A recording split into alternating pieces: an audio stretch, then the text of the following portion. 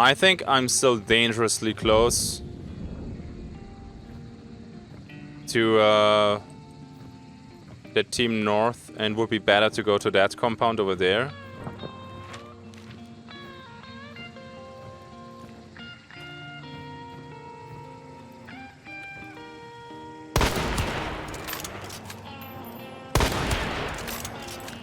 Nah, it's pretty good here. Alright, and welcome back to the channel, everybody, and I hope you're doing fine. Now, I know the video title sounds a little bit clickbait-ish, but it's not. So, how do you become better at Hunt? And I think it truly is one of the main roadblocks for a lot of Hunt players, that they do not analyze their losses. So, what did you do wrong? Why did you die? I see a lot of people, they blame, oh, I had lag, or yeah, the other guy was cheating, or the guy was stream sniping, and blah, blah, blah. And I think, honestly, I would say 2 out of 10 deaths that you experience in Hunt Showdown, it's not your fault. You get ambushed because bad timing, or you know, you get the wheeled headshot, or the spread of your shotgun pellets, they were just not good enough. That happens. But the other 8 times, most likely you made a mistake. And I will take today 3 clips from my gameplay, and I'm gonna analyze it step by step, drop some commentary. I will mention what I think I did good, but also what I could have done better. Let's start with our first clip. Now, first clip, I have already a strong loadout. I'm gonna play it with the Lebel. It's the Aperture together with Officer Brawler. We're gonna play against trios. This is 5-star MMR from our enemies, so that is on the higher end. I heard some crows getting triggered at Hemlock and Hyde. We look at our map and we can see there's a supply point right next to it, and we see that Windy Run is grayed out. So we try to predict where our enemies are going, most likely to the supply point. And let's see if we're right. That was like Hemlock and Hyde, interesting. That means we're gonna wait here for them to come to that supply point. Once they're coming to the supply point, we're gonna take our shot, we're gonna miss, and then we're gonna die. Well, that looked good, come on. So naturally we whiffed our shot there, but the prediction that we had is right. Now, what you need to keep in mind is, whenever you play, the decision making is super important. You can of course always say, well, get good and just shoot them in the head and easy peasy, but that's hard to improve. This is just something that you have to do over time. The decision making is something that you can improve rather fast. Now, I toggle the aperture scope down. The reason for that is that my enemies are kind of spread out in like, I don't know, a 30-degree angle in front of me. We have the Senny at the White House. We have then 2 of the new legendary hunters sitting at the supply point and on the dirt hill. So the moment I'm shooting with the aperture scope, I do not see the other ones. So in the corner of my eye, and try to see if the other guys are peeking or not, because, well, if everybody's aiming at me, it's probably better to relocate myself. But we're gonna talk about that in a second.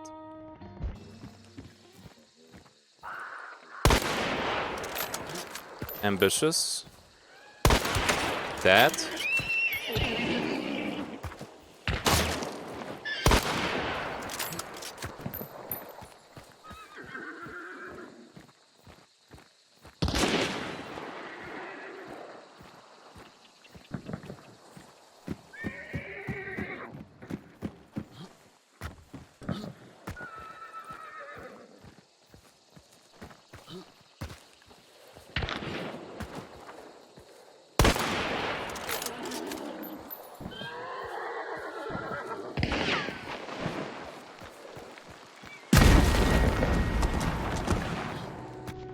Now what happened here, and this is something that is super important, if you're fighting against multiple people, I think going for the headshot is always the most important thing. You might look dumb because of course the target is way smaller than going for torso shots, but you're taking them down. And another reason why I'm doing this, I'm playing long ammo. The moment they lose bars and I'm close enough, they die to body shots. And with the Lebel, that's actually pretty nice. Long ammo. Am I right? Now, the thing is, I'm getting a little bit stressed because I can't kill them fast enough, and I hear people north coming. So I want to rotate out of this because well, there's a chance that the people north are coming, and I always tell my people, or my viewers, I call you now my people, I hope that's okay for you. Well, if you're solo, your biggest strength is movement. So let's get our ass out of there. Well, yeah. This is why I wanted to move. This is why I wanted to move. It's always just a matter of time until you get fucking third party, bro. You need to move faster as a solo than the rest. Aperture time, I don't have iron sharpshooters, so it's kinda meh.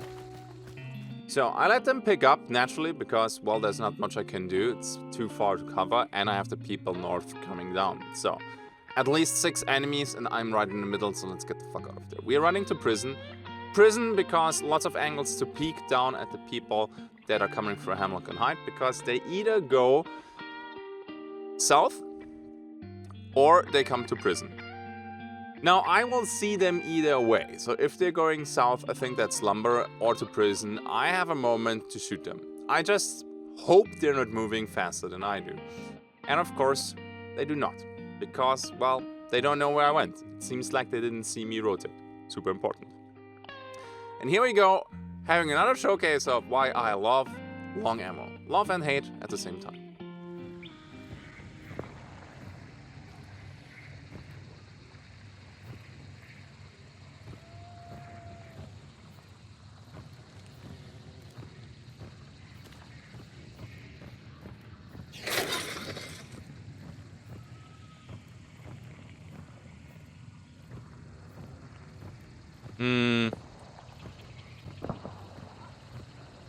I think I'm still dangerously close to the team north, and would be better to go to that compound over there.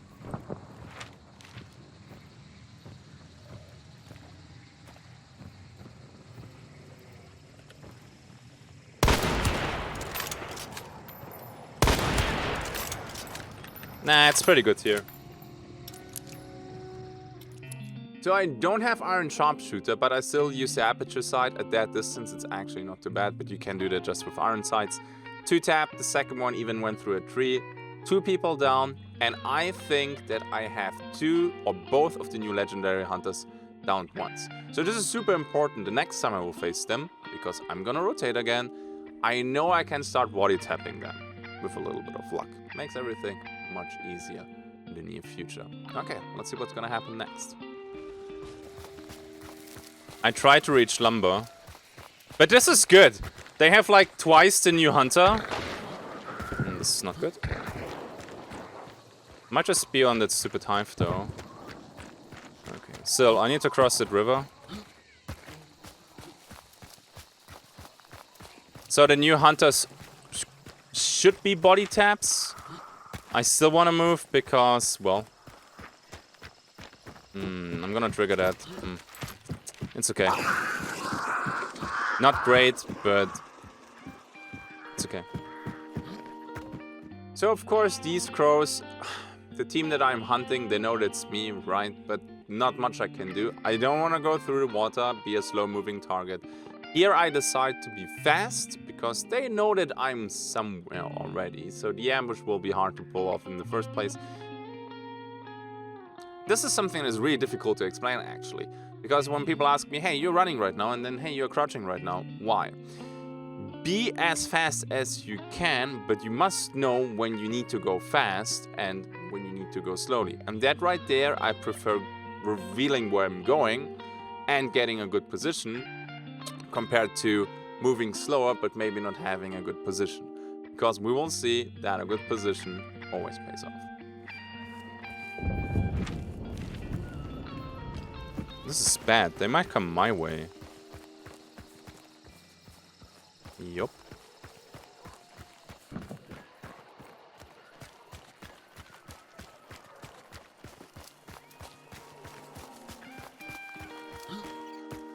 And here's something that, well, I can't believe that I'm saying this actually. Aperture brings value on the label. The label, I don't know why, the increase in price from playing the standard label jumping to the lapel aperture is a joke.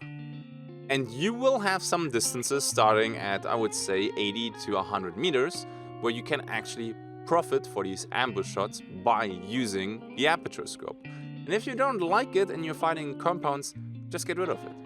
But if you have to do long distance sniping, I mean, that is like medium distance what I'm doing right now.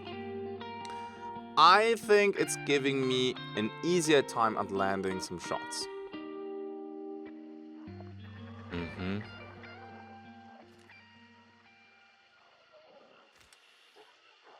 That's them.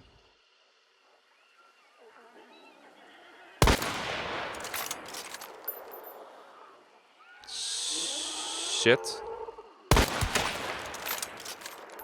Good. I don't know each and single one of them once. I must be such a pain in the ass for them.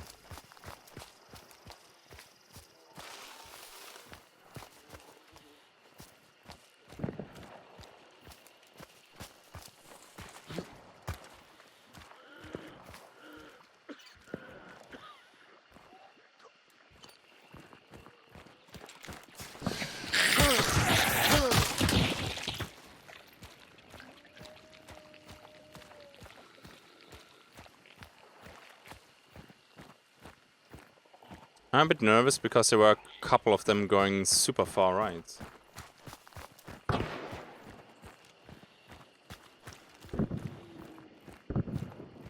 Were you guessing or did you actually have a line of sight? So there's one thing that I always preach when you play solo.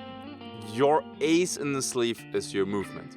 You can move fast, you can strike from a different angle, because you don't have to sync up with other people, you don't have to discuss stuff, you just do it. So after killing somebody, move. If your position isn't like God tier. I do know that they have rifles, so I need to reposition myself. Especially since I shot from the top of the ruin where I'm actually kinda exposed. So we rotate a little bit. I'm not super happy with this one. I was scared that the people from north were coming. So I didn't want to cross the bridge again. So you either go south, further to map border, and rotate that way, which also kinda didn't feel right, because I saw somebody like drift off to the side, to the right, and I was expecting them to flank me. I wasn't super scared of that because, well, there was somebody that was already missing a bar. By now, I think that all of them are missing a bar. It could be that the guy that I shot from prison got an arm shot and survived it, and then I downed the same person twice. It could be. Now, time to rotate a little bit, get a nice angle on the body, and then, and this is important as a solo, some patience. They do have shotguns, I think. Oh, running back.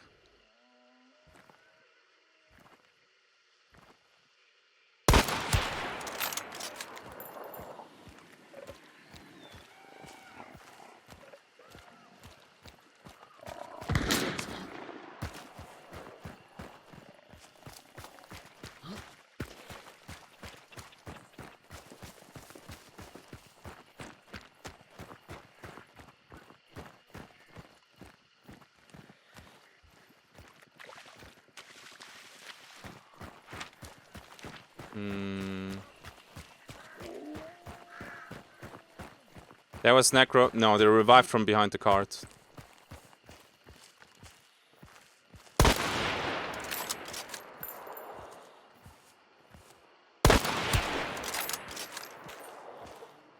No kill. Shame. One spark still. The guy's still dead.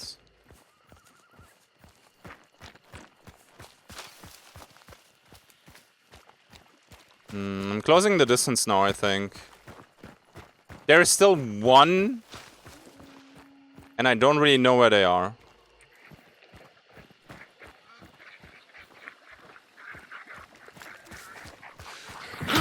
I think one is flanking me through the forest.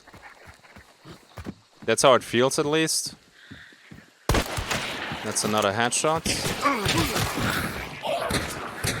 Fucking knew it. There was the guy flanking me. Yeah, dude, that was a good match, though. Yeah, that was the one flanking. I thought they rotate, though, through the forest and not through the water. So, GG. GG, well played. Ooh. Oh, it's nice, though. And, as you can see, I got flanked. From the other side, though. So, I'm not 100% sure how I could have played that better, because, well, just rotate the other side. Yeah, but if she's sitting there, then GG. Also got 2-tap there, so got a little bit unlucky there. Like an arm shot could have protected me there. But what you gonna do? There was definitely a GG. I think next time, after downing 2 people, I will play it a little bit, even with a bit more patience. I think this is important. You wait a little bit longer, because the moment you're sitting in cover and people flank, you will hear them come. The moment they sit and you're flanking, they hear you come. That's a little bit lame, obviously. Not a huge fan of that, but this is how it sometimes goes. Next time, I think I will rotate through the forest and always stay closer to cover. That was also a mistake. I went a little bit too far away from these logs because I wanted to melee the grunts. I did absolutely not expect the flank through the water, which was, by the way, an odd choice. What you gonna do? GG. So, lesson learned. Lots of rotations are important. Aperture scope on the label. Buy it. It's worth it at 100 meters plus. What else? Keep track of where they're going if you can. And stay close to cover when you're rotating yourself. Okay, let's jump to the next one. We're gonna discuss a little bit Dragon Breath. Now, okay, the first lesson learned here after this match will be don't play Dragon Breath. But sometimes you have quests where you need to set people on fire or you just want to play it. It can be legit. Dragon Breath is something that I would play in teams. As a solo, it's really hard to pull off. You do have a one-hit kill range. For example, Romero Dragon Breath is 7 meters. I'm playing here with the Spectre Bayonet, and I think on the Spectre Bayonet it's 5 to 6 meters with Dragon Breath. That means you have to be very close. The projectiles move very slowly. So close range you will most likely trade with like crossbows, bows, regular buckshot, slugs. Difficult. So the idea of Dragon Breath is set them on fire with Dragon Breath, swap to your long ammo, and go for the body taps. This is exactly what I'm trying to do here. So Spectre Bayonet, Dragon Breath together with the uppercut. Why not the regular Spectre? Because if you come around the corner and there is somebody sitting, relying on the Dragon Breath for actually killing them is kind of meh. The Spectre Bayonet is doing actually a better job with that. Also, if I flash people, I think I will go for the Bayonet charge over trying to kill them with Dragon Breath. They do their wiggle dance left, right. With the slow Dragon Breath projectiles, it's actually hard to get them. I think Bayonet Step or just shooting them with the uppercut is a legit option. Also, Bayonet is pretty nice against Scrapbeak, which is a nice little bonus because Dragon Breath, not very good, and long ammo against Scrapbeak, not a fan. Alright, let's jump into the match.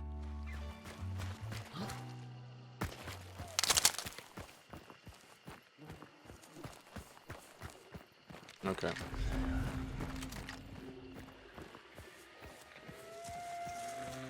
There's people over there.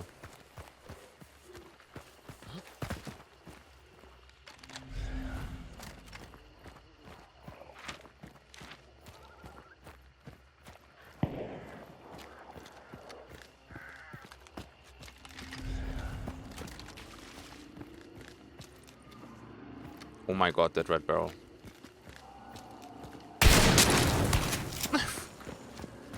Well, that's kind of cute. How much damage was it? 2?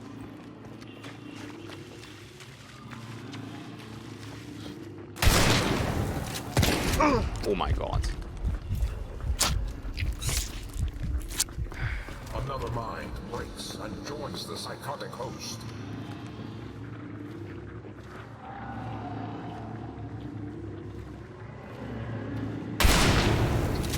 The Dragon Breath is so fucking slow, dude.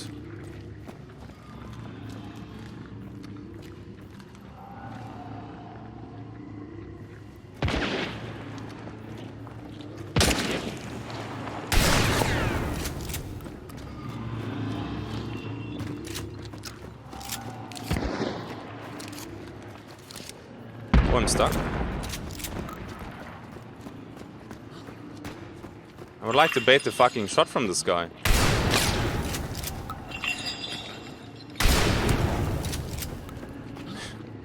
Oh, he's on fire!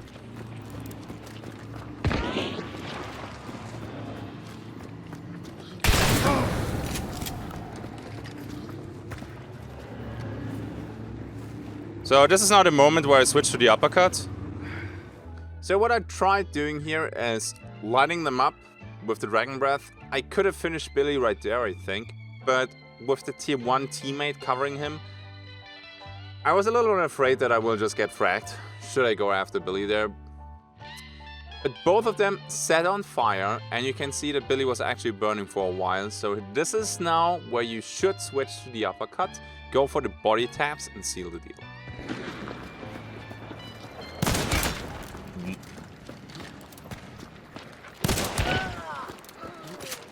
Isn't the whole point of Dragon Breath that you're one tap then?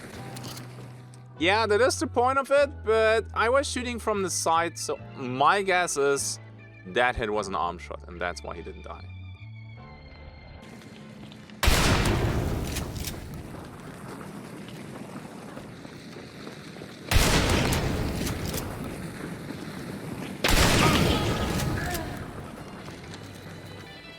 And a rare case of Dragon Breath just straight up killing somebody, which is pretty bonkers because what you must know is that Dragon Breath will destroy the bar first and then take another bar from you getting down.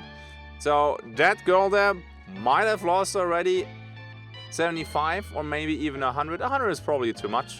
I'm not sure how hard it hit there at the end, but definitely so far some nice progress with the Dragon Breath.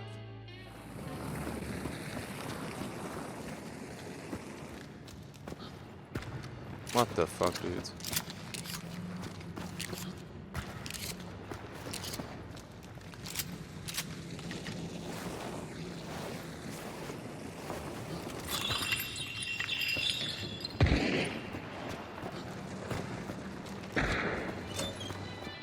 Now, honestly, this is the part where you're solo and you just burn. You just burn, there's still one around, you need to apply the pressure for them to make a mistake.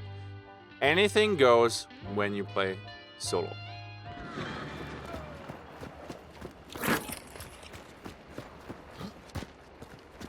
Wait.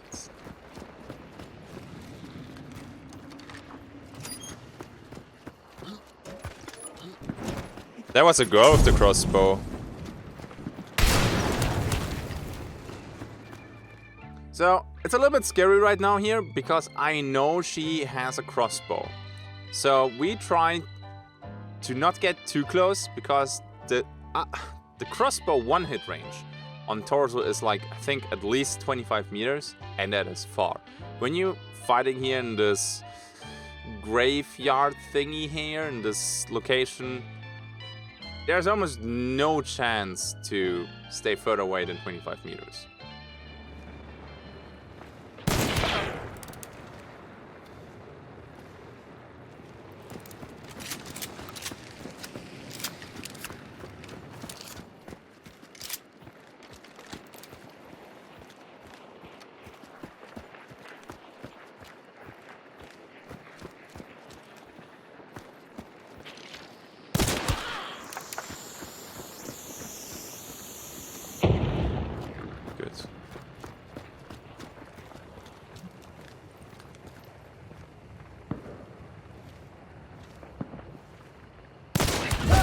Fuck, dude, crossbow, man, GG. GG. Yeah. I don't know. I set Billy on fire, uppercut did not kill. I hit her a couple times with the Dragon Breath. I don't think she was burning much. I hit her so many times with the uppercut, still not enough. Yeah, dude, Dragon Breath, man. GG though, it was a good fight.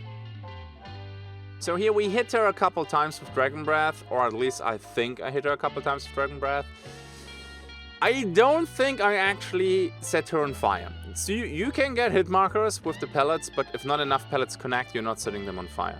Also, there are a couple seconds going by, so I don't think, now watching the clip, switching to the uppercut there was the right play if you're just going for body taps. Because I was going for body taps, not for headshots.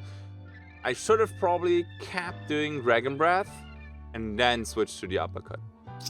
But against a crossbow, this is difficult. Honestly, it just proves the point that Dragon Breath is more of a support type of ammunition, something that you can use in team play. Because as a solo, honestly, I think Flechette, Slugs, or even Buckshot, maybe even Penny Shot, would have been as good. It's really hard. There's a couple shots where I didn't get any hit marker with Dragon Breath, although even now in the recording they looked decent or somewhat close. Shame. Well, but I'm pretty sure I'm gonna play Dragon Breath very soon again because it's fun. Maybe not the most efficient thing as a solo, but it's fun. Alright, one more clip. And we have one more, and that one is actually from the test server.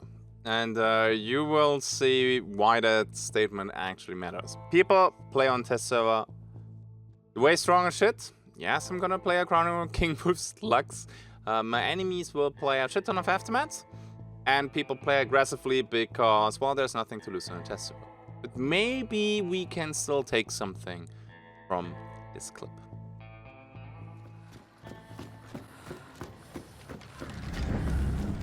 Okay.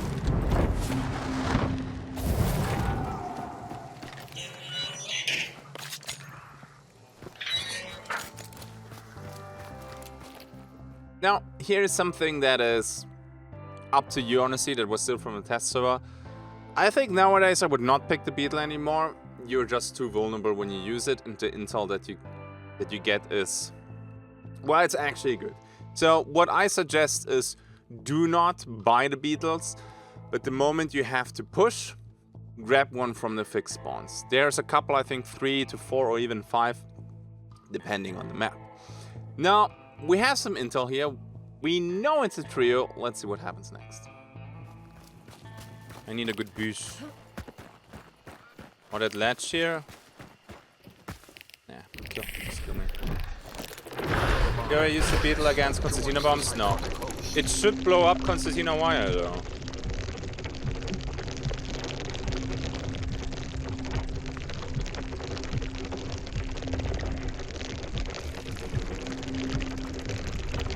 Okay, so I heard at least 2. That's close. That should be open. That is open. So we can go through here.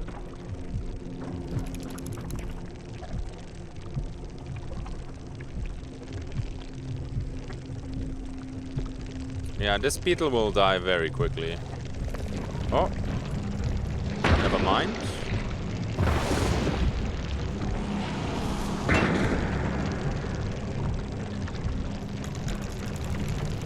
No shotgun though. Right? This guy seems to have a Winnie or something.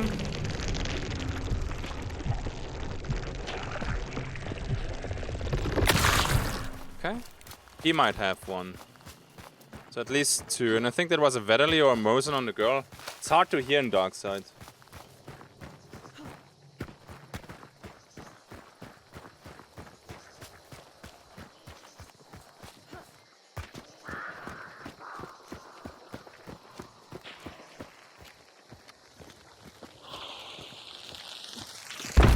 Holy shit, dude.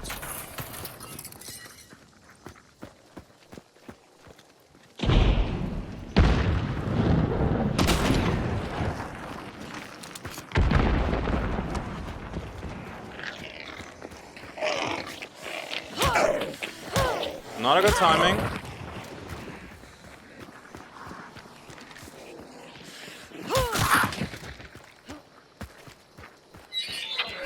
I honestly want to push inside.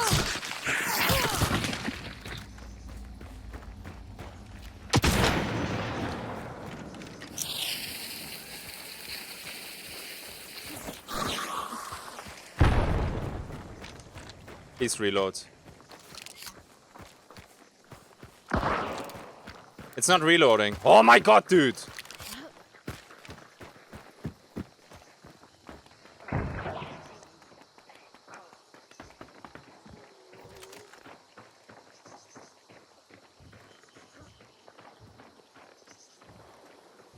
No, it's 3.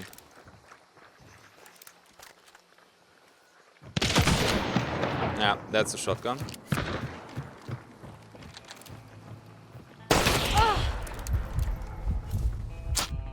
Whenever people shoot at you at that distance with a pistol, there's almost a dead giveaway to have something as the primary that is not good at the distance, and the uppercut is outperforming that. So we're talking here about crossbow, shotgun, bow, maybe even an aftermath, all that stuff, bomb plants, everything that is good at closer distances. That's probably what people are running when they shoot at you with a pistol.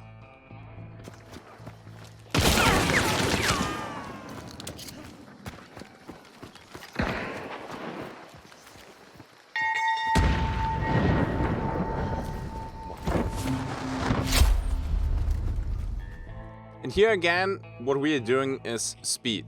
You're solo, rotate as much as you can. As long as you keep the pace up and you're playing fast and your enemies are playing fast, you can hear them anyway and judge by their footsteps where they are. Just keep in mind, if your enemies are playing slower, this might backfire, because you can't hear people who are sitting behind a corner crouched.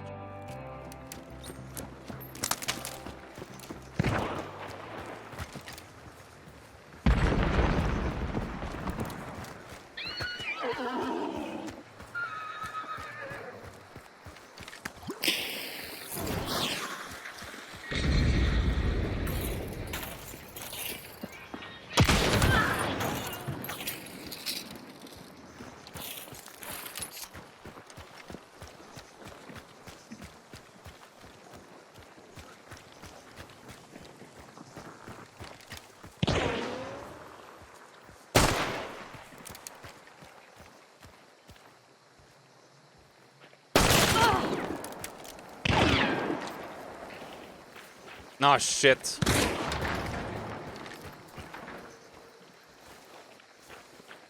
Oh!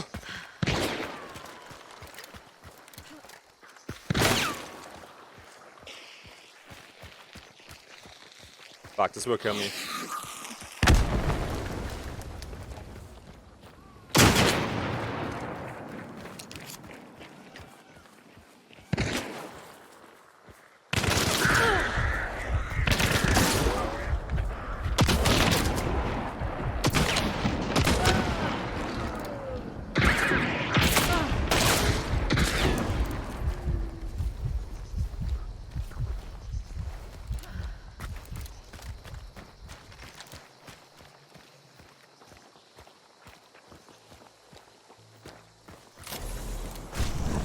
Oh wow, he didn't pick up. So something that I always try to do while I rotate, keep your ammunition up. So always reload while you move. It might be important later on.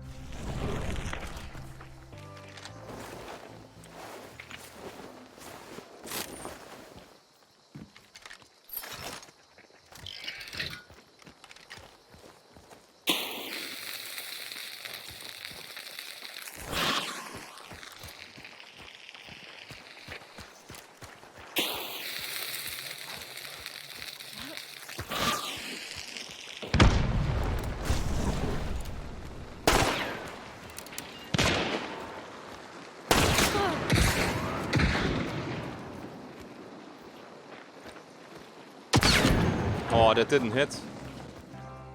Now, this might have looked weird, and maybe I just missed, or maybe the slugs can't do it, but long ammo, it can penetrate the corner of these stacked planks. Maybe I just missed, I'm not 100% sure. Try it with long ammo, because that works.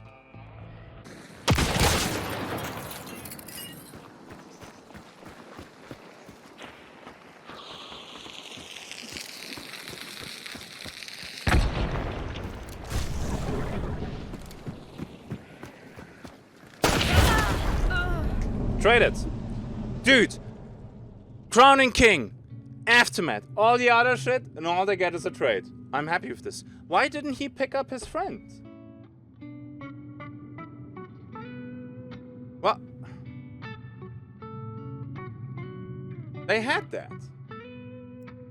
I think they had that, dude. Now, I'm pretty happy with the movement that I had. That was not too shabby. The aim was okay. I made a crucial mistake there at the end, because I knew he had a shotgun, and I gave him the opportunity to profit from that.